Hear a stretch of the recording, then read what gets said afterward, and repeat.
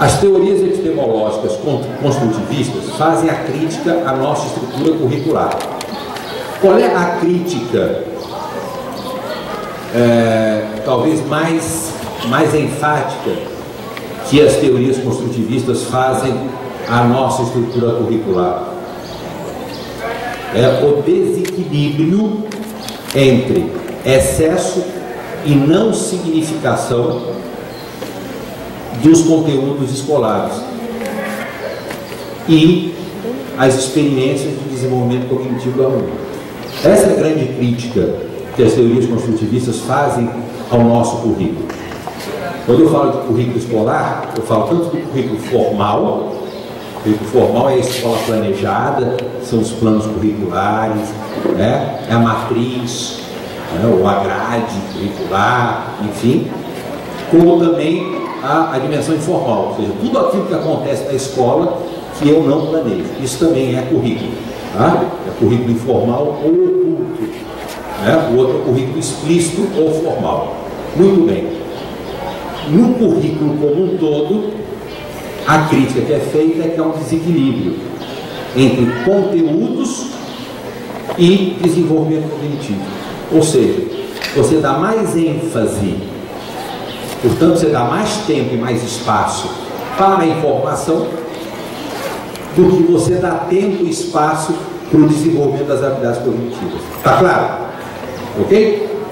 Você gasta mais tempo e mais espaço no processo educacional formal com a informação, para que o menino saia com a informação do corpo humano 208 ossos, quais são os afluentes do Amazonas, né? Como é que se chama aquela ação, aquele tempo verbal, papapá, enfim, né? Conjunto de informações. Você dá mais ênfase à informação do que ao desenvolvimento das habilidades. Então a crítica está no equilíbrio, não está, vejam bem, como alguns poderiam entender, não está na presença da informação. Ao contrário, eu disse antes, a informação ela é básica, ela é necessária, ela estrutura o processo de produção do conhecimento. O problema está no desequilíbrio. É quando a informação ocupa a boca de cena no lugar do desenvolvimento das habilidades. Informação excessiva e sem significado no ensino-aprendizagem escolar causa constrangimento intelectual para o educando e compromete o seu desenvolvimento cognitivo e moral. Gente, isso é muito importante. Informação em excesso e sem significado no processo de ensino-aprendizagem causa constrangimento intelectual no sujeito cognoscente, que é o aluno. Tá? Constrangimento intelectual. Sabe o sinônimo de constrangimento intelectual? Sabe? O sinônimo de constrangimento intelectual é emburrecimento. Emburrecimento. A escola que dá excessiva ênfase na informação sem significado, ela emburrece o aluno. E por que ela emburrece o aluno? Porque essa escola subtrai desse sujeito cognoscente, subtrai, retira, rouba desse sujeito cognoscente tempo e espaço que ele deveria dedicar ao desenvolvimento das suas habilidades cognitivas e morais. Está claro? Quando a escola rouba, quando o professor rouba esse tempo, esse espaço, esse professor provoca constrangimento intelectual ou emburrecimento. Tá certo? Porque compromete o desenvolvimento cognitivo e moral. Se esse aluno, se esse sujeito cognoscente desenvolver as suas habilidades cognitivas e morais, ele o terá feito apesar da escola e do professor, não com a ajuda do professor e da escola, apesar do professor e da escola. Ou seja, a passagem dele pela escola não contribuiu em nada para o desenvolvimento cognitivo e moral. Está claro? Portanto, a questão dos conteúdos, da informação, do currículo é muito importante. A escola deve proporcionar tempo e espaço para transformar informação em conhecimento. Se você processa a informação, né? Aquela operação, dado que vira informação, e para aí, e o aluno sai da escola com a informação, mas não se deu o processo de transformação de informação em conhecimento, você está emburrecendo o seu aluno. Nós estamos na era da tecnologia da informação. O que eu quero dizer com isso? Hoje os recursos tecnológicos permitem um amplo acesso dos alunos à informação, concordam? Na nossa geração, na minha, né? Vocês não trabalham com vocês, é jovem. Na minha geração, né, nós tínhamos 3 fontes de acesso à informação. O professor na sala de aula, o livro didático e os mais afortunados financeiramente, a enciclopédia que o papai comprava daquele vendedor que batia na porta de casa e que você deixava na estante na sala. Não é verdade? Não é? Eram as 3 fontes de informação. Hoje, por quê? Porque nós vivíamos numa era de escassez de informação. Hoje, a geração vive numa era de excesso de informação. Excesso de informação. Tem informação demais. O que falta? Falta informação? Não. São experiências didático-pedagógicas, tempo e espaço na escola, no currículo formal, para transformar informação em conhecimento, ou seja, para promover o desenvolvimento cognitivo. É isso que falta. Não é informação. Está claro? Então, se já no passado nós temos teóricos que desde o século XVIII e XIX já falam isso, a informação já não era o centro, hoje então a informação cada vez tem menos relevância no processo ensino-aprendizagem. Ir além da informação e da tecnologia para não sermos dominados por ela, portanto, saber lidar com o excesso de informação. Demanda sujeitos cognoscentes, tanto educadores, tanto educandos quanto os educadores, capazes de elaborar e interpretar no seu cotidiano uma enorme quantidade de dados e informações. Está claro? Conhecimento subjetivo e conhecimento objetivo, eu chamo conhecimento objetivo aí, aquilo que a gente costuma denominar conhecimento científico, estão presentes no cotidiano pedagógico e no processo ensino-aprendizagem. Aprender, e aí falando de ensino-aprendizagem, vamos ver o que é aprender, o que é ensinar. Aprender, portanto, é mexer com o conhecimento adquirido e produzir conhecimento novo. É processo ativo. Tá certo? Isso é aprendizagem. Ou seja, o seu papel é ensinar ou o seu papel é promover o aprendizado do seu aluno? Se o seu papel é promover o aprendizado do seu aluno, você só cumpre o seu papel se o seu aluno aprende, é preciso que esse processo seja ativo, ou seja, esse processo não se dá independente ou à revelia desse sujeito cognoscente, tem que ser ativo nesse processo. Né? E, portanto, é preciso mexer com o conhecimento prévio desse aluno para que ele possa desestruturar e estruturar novamente o conhecimento. A aprendizagem demanda aplicação metódica e sistemática das habilidades cognitivas, ou seja, aqueles universais cognitivos: raciocinar, memorizar, estabelecer relação, induzir, deduzir, associar, etc. Né? A aprendizagem exige que essas habilidades sejam aplicadas. Quando você planejar a sua aula, você fala assim: eu vou fazer aquela atividade com o meu aluno. Você tem que perguntar: quais são as habilidades cognitivas que eu estou contribuindo para que ele desenvolva com essa atividade? Se você não tiver muita clareza de que aquela atividade vai contribuir para promover as determinadas habilidades cognitivas, X, Y ou Z, recomeça o seu planejamento. Recomeça o seu planejamento, porque você não está contribuindo em nada com aquela atividade para o desenvolvimento do seu aluno. Então, aprendizagem significativa: 1. Aplicar as habilidades cognitivas, como eu acabei de dizer, e 2. Compreender o conteúdo, atribuindo significado ao objeto da aprendizagem. Então, eu tenho que desenvolver as habilidades e tenho que imprimir significado à informação. para que eu possa interagir com ela e fundir o sujeito com a informação para que o conhecimento se dê. Se eu não desenvolvo habilidade cognitiva, nem imprimo significado à informação que eu levo, por exemplo, o corpo humano tem 208 ossos, não houve aprendizagem alguma. Está claro? Está claro, gente? Está claro, gente? Não houve aprendizagem alguma.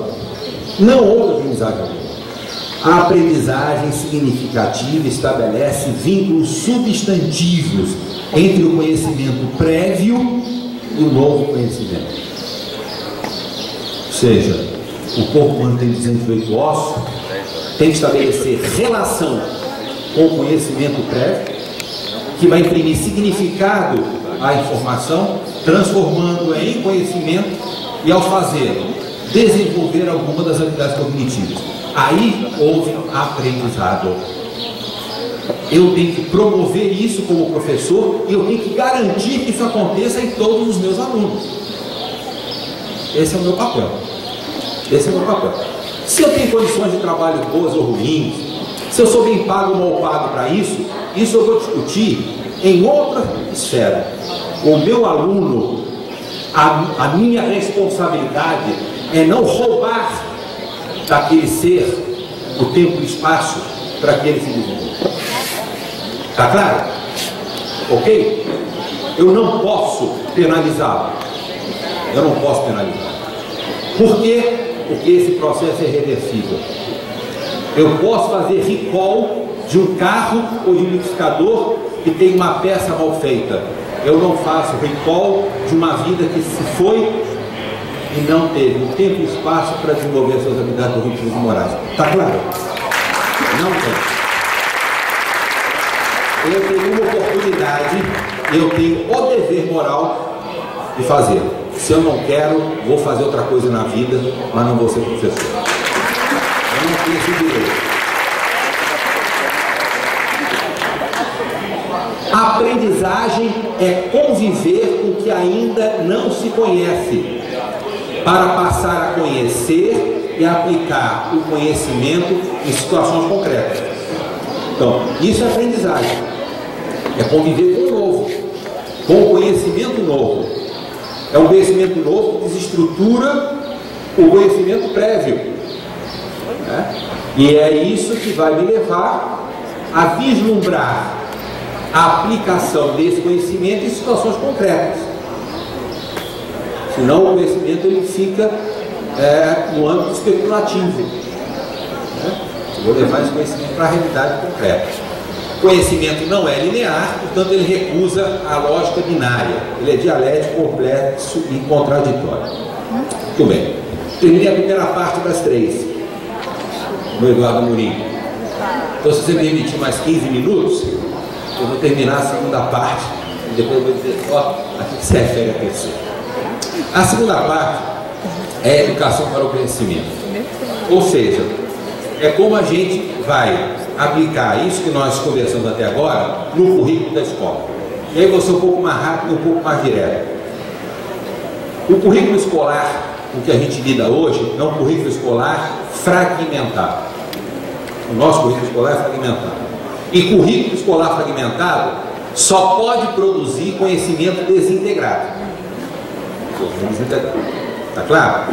Ora, a gente também tem a obrigação, como professor, embora a gente tenha limites institucionais, que está numa escola, que tem um dono, né? Que tem um poder de decisão, que por sua vez também é limitado, que a gente está no sistema educacional, que tem normas e leis vigentes, que também limitam, mas dentro do que nos é possível fazer, a gente tem que cada vez mais superar essa fragmentação do currículo escolar, para que o conhecimento seja menos desintegrado como ele se dá hoje. A ausência de critérios na seleção de conteúdos escolares compromete a aprendizagem. Né? Então, a escola, a equipe tem que parar, tem que discutir diante dos conteúdos, falar assim, gente, quais são os conteúdos aqui que são relevantes ou que são possíveis de serem trabalhados para que a gente possa fazer com qualidade o que nós devemos fazer. Porque se eu não faço essa crítica, né? Se eu não faço essa seleção, se eu não tomo essas decisões, eu estou mantendo aquele desequilíbrio entre conteúdo e desenvolvimento cognitivo. Tá claro? Então a gente tem que buscar superar isso. O currículo deve buscar a otimização e o equilíbrio na aprendizagem. Tá? Eu tenho que promover ao máximo, a aprendizagem. Por quê? Repetindo mais uma vez, porque é para isso que nós estamos aqui. Né? Então eu tenho que ir ao máximo, ao máximo. Ou seja, eu tenho que buscar me superar, como eu tenho que promover contexto em que o aluno se supere cada vez mais. É o princípio da emulação. Ou seja, eu tenho que me superar a mim mesmo continuamente. Como professor, líder do processo de aprendizagem e como sujeito cognoscente, aluno, na minha produção do conhecimento. O currículo não deve centrar-se em procedimento de avaliação. Já daria uma outra palestra. O nosso currículo, via de regra, ele é centrado em procedimento de avaliação, ou seja, acaba sendo a avaliação que orienta toda a organização curricular, e a avaliação não devia ser nada mais ou nada além, simplesmente uma retroalimentação do processo só. Né? A atenção curricular entre a fidedignidade da informação e a dimensão heurística do erro. Eu também dou mais ênfase no que é cientificamente, entre aspas, correto, do que a força heurística do erro. Ou seja, a força heurística é a força que o erro tem de permitir produzir conhecimento novo. Tá certo? O erro não é um ponto final. O erro é o início. O erro é o início. Portanto, o erro ele é extremamente importante no processo de aprendizagem. Ele é mais importante do que a fidedignidade do conhecimento científico. Por quê?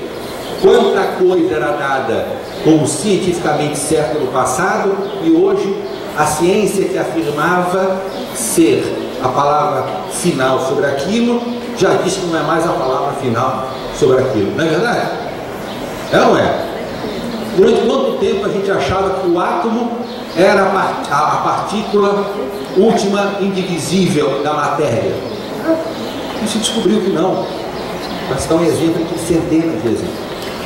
Então, mais importante que a fidedignidade do conhecimento científico com palavra última sobre a realidade empírica é a ênfase na capacidade que lidar com o erro tem de promover o desenvolvimento das habilidades cognitivas. O erro contribui para transcender os próprios limites. O erro é parte integrante do processo de desenvolvimento cognitivo. Uma boa pergunta é mais importante do que uma resposta certa. Ok? A ciência avançou porque teve gente que fez pergunta e não porque teve gente que deu resposta. Foram os maus alunos que fizeram a ciência avançar. Porque eles, inquietos com a resposta já dada, fizeram uma pergunta nova. Os bons alunos que aceitaram a resposta certa não contribuíram para o avanço da ciência, nem para a melhoria da vida do planeta. A função da escola não consiste em transmitir apenas certezas, mas fomentar a dúvida metódica e a experimentação, levantar questões e formular hipóteses. Tá claro? Ok? E aí o que a gente vai fazer? Seguir o livro, e o livro já começa a unidade dando o conceito acabado, ou seja, eu dei a resposta antes de formular a pergunta. Tá claro? E aí a realidade do meu aluno vai se afirmando como um conjunto de conceitos e de respostas bem formuladas e não como um universo para promover a dúvida, a experiência, levantar questões e formular hipóteses. Tá claro? Muito bem. Então cuidado com o livro didático, porque nada é mais nocivo poucas coisas são tão nocivas, como nós dizemos, quanto os livros didáticos que a gente tem. Muito bom. O conhecimento não se reduz ao conhecimento científico, ele se processa igualmente pelas vias da emoção, do sentimento e da fé, né? Então é aquilo que eu dizia anteriormente. Tem que correr atrás, tem que querer, tem que se superar cada dia, senão não vai ajudar. O fim último de todo conhecimento é a busca da realização humana e pessoal, igualdade, liberdade na vida social. Ou seja, gente, não adianta conhecimento, não adianta desenvolvimento de habilidades cognitivas e morais, se não for para a gente ser mais feliz, para a gente fazer o mundo melhor para todos nós, não só para mim, mas para todos nós. Portanto, o conhecimento tem que ajudar a que a gente tenha um mundo onde as pessoas sejam mais livres e mais iguais. Então é aquilo que eu dizia antes, né? O conhecimento científico não esgota todo o conhecimento. O conhecimento científico é aquele que se encontra somente na realidade empírica. O conhecimento científico a gente só acessa pela via dos 5 sentidos, mas há conhecimento fora da realidade empírica. É aquele conhecimento que não é científico, que a gente só acessa pela via da emoção, do sentimento e da fé. Esse conhecimento tem que estar presente na educação do nosso aluno, não é? A estética, a arte, a transcendência, a religião, não é? O relacionamento, a solidariedade, a cidadania, o exercício da política, são dimensões do conhecimento. São dimensões do conhecimento que transcendem o conhecimento científico e que não se acessa pela via dos sentidos. Ok? E aí é lógico, aí vem aquela pergunta: para que existe a escola? É para instruir? Se é para instruir, nós vamos transmitir informação científica pela via dos sentidos. Bom, a escola existe para educar, então ela tem que ir além de transmitir informações científicas pela via dos sentidos, senão ela não educa. Está claro? Está certo? E aí é uma opção que você faz, você instituição, você pessoa. Eu quero ser uma escola que instrui ou que educa? Eu quero ser um professor ou um educador? Se eu quero ser só um professor, é um direito que me cabe, tá? Por convicções pessoais, que quero ser só um professor. Primeira coisa, eu vou ficar mais confortável em uma escola que tem a mesma opção que eu. Segundo lugar, se eu quero ser um professor que apenas atua nessa dimensão, então pelo menos eu faça isso bem feito, ou seja, que realmente eu contribuo para o desenvolvimento das habilidades cognitivas. Bom, que eu me prenda à realidade empírica, ou seja, ao conhecimento científico como objeto da produção do conhecimento, mas que ao fazer eu faça bem feito, e que eu promova o desenvolvimento cognitivo. Senão não faço nada. Senão eu sou um ameba. Entendeu? Não tenho forma, não tenho posição. Ok? Não achar que optar por instruir, informar, ser professor, né? E está tudo resolvido. Não. Eu tenho que ser competente nisso aí também. A flexibilização do currículo repercute na motivação dos alunos e educadores. Obviamente, o currículo rígido, ele não é o mais motivador nem para aluno nem para professor. Um currículo, uma estrutura curricular flexível, né? Permite que o processo de produção de conhecimento, tanto desenvolvimento das habilidades cognitivas e morais, seja muito mais motivador, tanto para aluno quanto para professor. Concorda comigo, né? Você tem uma estrutura curricular mais flexível, você está muito mais motivado para realizar o trabalho do aluno também, né? Se for muito rígido, ingesse você, isso gera uma desmotivação.